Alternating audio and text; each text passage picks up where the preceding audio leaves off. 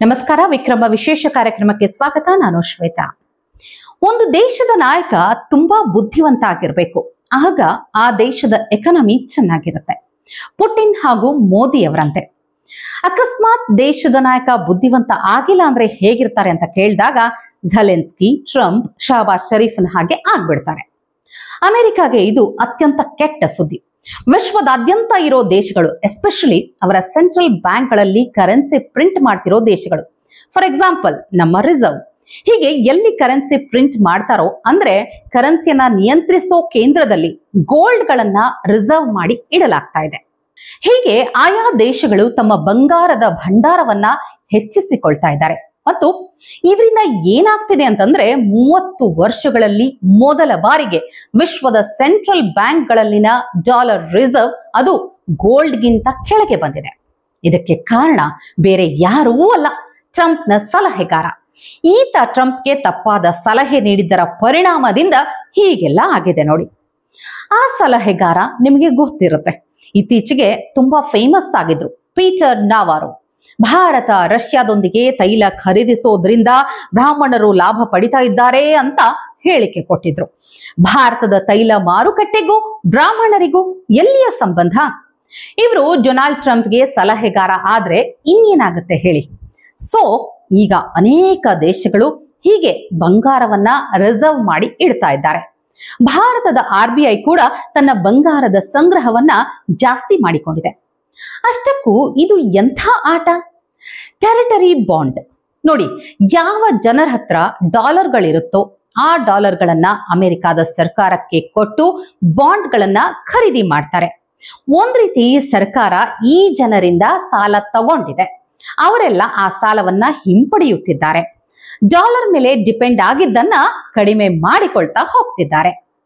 ಯಾಕೆಂದ್ರೆ America economy ಹಾಗೂ ಸರ್ಕಾರ ವಿಶ್ವದ ಅತ್ಯಂತ ಸ್ಥಿರವಾದ ಸರ್ಕಾರ ಅಂತ ಹೇಳಲಾಗ್ತಾ ಇತ್ತು. ಅಲ್ಲಿನ ಸರ್ಕಾರ 6 ತಿಂಗಳಲ್ಲಿ ಬಿದ್ದೋಗುತ್ತೆ, ವರ್ಷದಲ್ಲಿ ಬಿದ್ದೋಗುತ್ತೆ, ಇಂಥದ್ದೇನು ಇರ್ಲೇ ಇಲ್ಲ. ಅಲ್ಲಿ ಪ್ರೆಸಿಡೆಂಟ್ ಆದ ಮೇಲೆ ಅವರ ಅವಧಿಯನ್ನ ಕಂಪ್ಲೀಟ್ ಮಾಡ್ತಾ ಇದ್ರು. ಸೊ ಜನರಿಗೆ ಅವರ ಮೇಲೆ ನಂಬಿಕೆ ಇರ್ತಾ ಇತ್ತು, ಸರ್ಕಾರಕ್ಕೆ ಸಾಲವನ್ನ ಕೊಡ್ತಾ ಇದ್ರು, ಅದರಿಂದ ಬಡ್ಡಿಯನ್ನ ಕೂಡ ಪಡಿತಾ ಇದ್ರು. ಆದ್ರೆ ಟ್ರಂಪ್ ಬಂದ ಮೇಲೆ ಏನೇನಾಯ್ತು?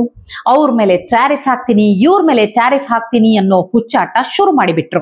ಈ ರೀತಿಯ ಆಟದಿಂದ ಎಲ್ಲಾ ದೇಶಗಳು ಕೂಡ ಬೇಸತ್ತು ಹೋಗಿತ್ತವೆ. ಆದ್ರಿಂದ ಎಲ್ಲಾ ದೇಶಗಳ ಅಭಿಪ್ರಾಯ ಏನಂದ್ರೆ ಈ ಡಾಲರ್ನಿಂದ ಮುಕ್ತಿ ಬೇಕು ಅನ್ನೋದು. ಮತ್ತು ಡಿ-ಡಾಲರೈಸೇಷನ್ ಈ ಒಂದು ಕಾನ್ಸೆಪ್ಟ್ ಸ್ಟಾರ್ಟ್ ಆಯ್ತು. ಗೋಲ್ಡ್ ರಿಸರ್ವ್ ಜಾಸ್ತಿ ಮಾಡಿ ಡಾಲರ್ ಮೇಲಿನ ಅವಲಂಬನೆ ಕಡಿಮೆ ಮಾಡಿ ಅನ್ನೋದು ಇದು ಡಿ-ಡಾಲರೈಸೇಷನ್ ನ ಅರ್ಥ. ಸೆಂಟ್ರಲ್ ಬ್ಯಾಂಕ್ಗಳಲ್ಲಿ ಗೋಲ್ಡ್ ರಿಸರ್ವ್ ಜಾಸ್ತಿ ಆದ್ರೆ ಏನಾಗುತ್ತೆ ಅಂದ್ರೆ 2 ದೇಶಗಳ ನಡುವೆ ನಂಬಿಕೆ ಬೆಳೆಯುತ್ತೆ.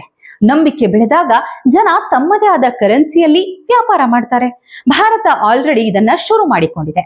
ಈಗಾಗಲೇ ರೂಪಾಯಿಯಲ್ಲಿ ಟ್ರೇಡಿಂಗ್ ಕೂಡ ಮಾಡ್ಲಾಗ್ತಾ ಇದೆ. ಹಾಗೆ ಇನ್ನೂ ಅನೇಕ ದೇಶಗಳೊಂದಿಗೆ ಇದರ ಬಗ್ಗೆ ಮಾತುಕತೆಯನ್ನು ಭಾರತ ಮಾಡ್ತಿದೆ. ಅವರ ಕರೆನ್ಸಿಯಲ್ಲಿ ಟ್ರೇಡ್ ಮಾಡ್ತಾ ಇದ್ದೀವಿ.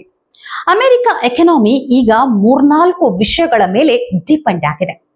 ಮೊದಲನೇದು ಶಸ್ತ್ರಾಸ್ತ್ರ ಮಾರಾಟಗಳ ಮೇಲೆ, ರಕ್ಷಣಾ ಸಾಧನದ ಮೇಲೆ ಡಿಪೆಂಡ್ ಆಗಿದೆ. ಎರಡನೆಯದು ಟ್ರಂಪ್ನ ಬೆದರಿಕೆಯ ಮೇಲೆ US ನ ಎಕಾನಮಿ ಡಿಪೆಂಡ್ ಆಗಿದೆ. ಈಗ ಬಂದಿರೋ ಅಂಕಿಅಂಶಗಳ ಪ್ರಕಾರ ಇದು ವಾಸ್ತವದಲ್ಲಿ ತುಂಬಾ ಕೆಟ್ಟ ಸುದ್ದಿ.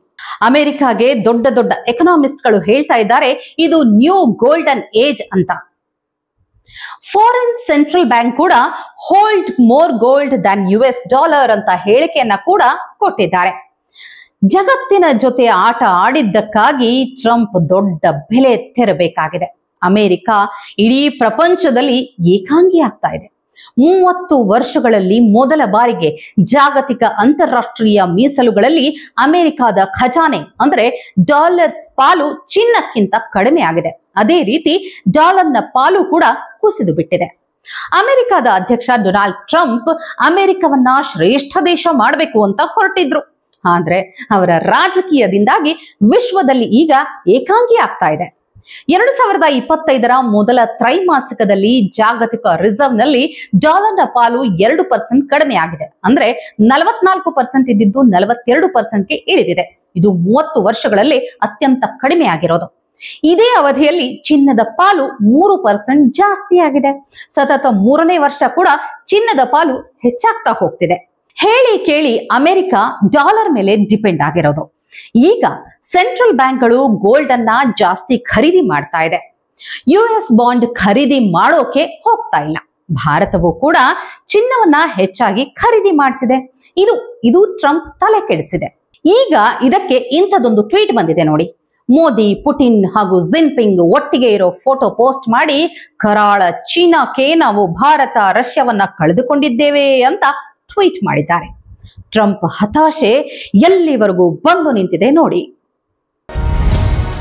ಟಿವಿ ವಿಕ್ರಮ, ದೇಶ ನಿಮ್ಮ ಕೈಯಲ್ಲಿ. ಈ ಕಾರ್ಯಕ್ರಮ ನಿಮಗೆ ಇಷ್ಟ ಆಗಿದ್ದಲ್ಲಿ ಲೈಕ್, ಶೇರ್ ಹಾಗೂ ಕಮೆಂಟ್ ಮಾಡಿ. ಟಿವಿ ವಿಕ್ರಮದ ಕಾರ್ಯಕ್ರಮಗಳನ್ನು ನಿರಂತರವಾಗಿ ವೀಕ್ಷಿಸಲು ಸಬ್ಸ್ಕ್ರೈಬ್ ಮಾಡಿ, ಬೆಲ್ ಐಕನ್ ಒತ್ತಿ.